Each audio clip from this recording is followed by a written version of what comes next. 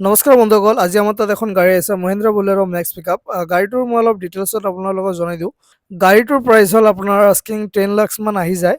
চ' গাড়ীটো যিটো fuel variant হ'ল এইটো ডিজেল ভেৰিয়েণ্ট আপোনালোকে পাই যাব। এইটো ফিউল কেপাচিটি 60 লিটাৰৰ পাই যাব। বডিটোৰ যিটো লেন্থ আছে 10 ফিট লেন্থ হয়। চ' আমি ডাবলিং কৰি আছোঁ বেক চাইডৰ বডিটো উঠাই কেনে। চ' আপোনালোকে ভিডিঅ' চাব পাৰে, আমি কামখিনি ষ্টাৰ্ট কৰি দিছোঁ। ছাইডত আমি 1.5 ইঞ্চি এংগেল ইউজ কৰিম আৰু ফ্ল'ৰটো যিটো হয় এইটো 60 কিলো পাৰ পিচ যিটো শ্বীট হয় আইৰণ শ্বীট এইটো ইউজ কৰিছোঁ। আমি বডিটোৰ ভিতৰত গোটেইখিনি ডাবলিং কৰিম গাড়ীটোৰ ৱৰ্কখিনি আপোনালোকে কেনেকুৱা লাগিছে মোক আপোনালোকে কমেণ্ট ছেকশ্যনত জনাব। চ' একদম বেষ্ট প্ৰাইচত আমি ৱৰ্কটো কৰি দিছোঁ। 60,000ত গোটেইখিনি আমি ৱৰ্ক কমপ্লিট কৰিছোঁ।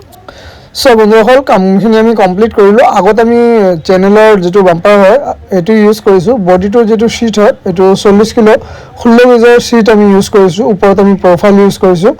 চ' কামখিনি একদম আমি বেষ্ট প্ৰাইচত কৰিছোঁ, ভাল এটা ৱৰ্ক কৰিছোঁ। কামখিনি আপোনালোকৰ কেনেকৈ লাগিছে মোক আপোনালোকে জনাব। চ' চাৰ্ভাৰ এতিয়া গাড়ীটো কমপ্লিট হৈছে। ষ্টিকাৰ কামখিনি বাকী আছে, এইটো আমি এতিয়া কমপ্লিট কৰি গাড়ীটো আজি ডেলিভাৰী দিম।